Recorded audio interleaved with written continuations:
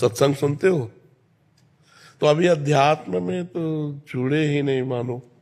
अध्यात्म के स्कूल में तो अभी आपका प्रवेश ही नहीं हुआ। तो अब अध्यात्म के बिना तो पूरा जीवन अधूरा होता है। तो 15-20 मिनट ही सही रोज नियम लो सत्संग का, और 15-20 मिनट ही सही रोज बैठ करके आराम से एकांत में राधा राधा पहले लिखो, राधा राधा। देखो एक बार लिखो, दिमाग से लिखो। भाटी जी दिल्ली से। राधे राधे महाराज जी। महाराज जी भाग्य कैसे बनता है? भाग्य बनता है पूर्व कर्म से। हाँ, अब जैसे हमारे भाग्य की जो रचना हुई है वो हमारे पूर्व कर्म जो हुए हैं उन्हीं से हुई है। अब ये पूरा जीवन भाग्य के आधार पर है, सुख दुख का, लाभ और हानि का। सुख दुख, लाभ हानि, संपत्ति विपत्ति, ये भाग्य के आधार पर है। अब हम जो नवीन कर्म करेंगे ये अगला भाग्य बनेगा जाके। अब हम अच्छे कर्म करते हैं और हमें दुख मिल रहा है तो हमारे भाग्य में दुख लिखा है, लेकिन हम कर्म अच्छे कर रहे हैं तो अब हमारा अगला जो भाग्य बनेगा वो बहुत बढ़िया बनेगा। क्या भाग्य बदल सकते हैं इसी जन्म? बहुत भजन। भाग्य अगर बदला ना जा सके तो भगवान की प्राप्ति भाग्य में नहीं लिखी है, वो भजन बल से ही होती है। पर बहुत भजन, रात दिन भजन करे और बहुत अच्छे से चले तो पूर्व भाग्य को नष्ट करके हम भगवत प्राप्ति कर सकते हैं। क्या गुरुजनों की कृपा से भाग्य बदला जा सकता है? वो कृपा भजन ही है। अगर गुरुजनों की हम कृपा का सही रूप देखें तो सही आचरण और भजन तो हमारे ऊपर गुरु कृपा है, और अगर भजन साधन नहीं है तो फिर ऐसे गुरु कृपा भी नहीं होती। गुरु कृपा का मतलब है खूब परिश्रम करो, अच्छी साधना करो, खूब नाम जप करो और उसे मानो, अहंकार मत करो, उसे मानो कि गुरु की कृपा से, यही गुरु कृपा है।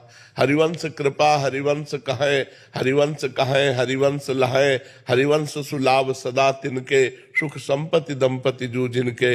आचार्य की कृपा, गुरु की कृपा, भगवान की कृपा से ही हमसे भजन होता है, और भजन से ही भगवान की प्राप्ति होती है। भजन से ही भाग्य बदला जा सकता है। भावी मेट सके त्रिपुरारी, एक रामचरितमानस में आता है कि भाग्य रेखा को मेट सकते हैं भगवान शंकर। यदि हम भजन करें तो भगवान शंकर हमारी रेखा को मेट सकते हैं जो गलत रेखाएं हैं। महाराज जी आज यहाँ आके बताते हैं कि मांस मदिरा और अच्छे आचरण करने लग गए, नाम जप करने लग गए। महाराज जी हमारे भाग्य में तो दुख था जो हम भोग ही रहे थे, संसार के भोगों को भोगते हुए। महाराज जी ये कौन सी कृपा हुई, ये कौन सा भाग्य है कि एक लहर आई और हम संत संग का प्रभाव होता है ना, तो ये भगवान अहेतु की कृपा करते हैं। हाँ, अब मोहि भाव भरोस हनुमंता, बिनु हरि कृपा मिले नहीं संता। संत से जुड़ना मतलब भगवान की कृपा से जुड़ना। ये हमारे भाग्य में नहीं था, ये भाग्य में नहीं लिखा है। संत कृपा भगवान की कृपा के बाद होती है, और भगवान की कृपा का परिचय संत कृपा के बाद होता है। भगवान की कृपा हुई तो संत मिले, और संत मिले तब हमको पता चला कि हमारे ऊपर भगवान की कृपा है। विभीषण जी के पास जब हनुमान जी मिले ना, तभी तो उनको भरोसा हुआ। अब मोहि भाव भरोसा हनुमंता, बिनु हरि कृपा मिले नहीं संता। जो प्रभु मोहि अनुग्रह कीन्हा, तो तुम्हारी दरस सच दीना। आज संत दर्शन हुए तो पता चला हमारे ऊपर हरि की कृपा है। हरि की कृपा से संत दर्शन, और संत दर्शन संत कृपा से हरि की कृपा का अनुभव होता है। बिना भगवान की कृपा के सत्संग सुनने को नहीं मिलेगा, और सत्संग की कृपा के बिना सुधार नहीं होता। आज तक किसी का भी मत कीरति गति भूति भलाई, जब जे जतन जहां जे पाई, सो जानो सत्संग प्रभाव, लोकहु वेद न आन उपाऊ। लोक में वेद में कोई और उपाय नहीं है। सत्संग से गिरे हुए भी प्राणी को महान बना देता। सत्संग गिरे हुए प्राणी को महान बना। जो हिंसा करते थे, चोरी करते थे, जो सतमार्ग से नहीं बिल्कुल चलते थे, वो भी जब संत समागम में आए तो महात्मा बन गए। ऐसे कितने चरित्र बने हुए। तो संत समागम ही हमारे जीवन को उत्थान की तरफ ले जाता है। पर संत समागम उसी को मिलता है जो भगवान की कृपा का पात्र बन जाता है। जब भगवान कृपा, जब द्रवहि दीन दयालु राघव, तो साधु संगति पाइए। जब भगवान द्रवित होते हैं तो संत समागम मिलता है। जब संत समागम मिलता है तो हम अपनी बुराइयों को त्याग कर अच्छाइयों को ग्रहण करके चलते हैं। जब अच्छाइयों पे चलते हैं तब लगता है हमारे ऊपर भगवान की बड़ी कृपा है। महाराज जी ये तो नए भाग्य की रचना हो गई, ऐसा लग रहा है। बिल्कुल बिल्कुल, हाँ बिल्कुल बिल्कुल। सत्संग में तभी तो मत की रति गति भूति भलाई, जब जे जतन जहां जे पाई, सो जानो सत्संग प्रभाव। मतलब राक्षस बुद्धि होने पर भी देवत्व प्रदान कर दे सत्संग। ऐसा है कि यार हम तो बहुत गिरे हुए थे, जब से सत्संग सुना तब से हमारा उत्थान हो गया। तो सत्संग के शब्दों में पावर होता है, वो शब्द अंदर जाकर मथ डालते हैं और सारी गंदगी निकाल कर भगवान के योग्य उसे बना देते हैं। अभिज्ञान जी गोरखपुर से। राधे राधे। राधे राधे महाराज जी। महाराज जी जीवन के अच्छे समय में अति उत्साह एवं अति आत्मविश्वास से कैसे अपने मानव जीवन के संयम अथवा धैर्य कैसे बनाएं, क्योंकि अतिशयोक्ति जीवन में मानसिक धैर्य नहीं बरता। देखो बच्चा, जब तक भगवान से नहीं जुड़ा जाता, सबसे महान भगवान है, जब तक भगवान से नहीं जुड़ा जाता तब तक हमारी जो बुद्धि है वो प्रकृति में ही रहती है। और प्रकृति का स्वभाव है विषम। विषमता में जैसे आपको सुख का अवसर आया तो अहंकार आ जाएगा, दुख का अवसर आया तो शोक आ जाएगा। प्रकृति सदैव विषम रहती है और परमात्मा सम रहता है। तो अगर हम प्रकृति से जुड़े ही रहेंगे, केवल प्रकृति से, तो हमारे अंदर विषमता रहेगी, फिर हम उस महान स्थिति को नहीं प्राप्त कर पाएंगे।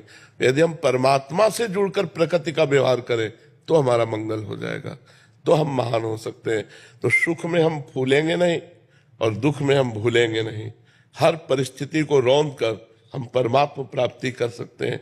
और परमात्मा के बिना सब कुछ अधूरा है।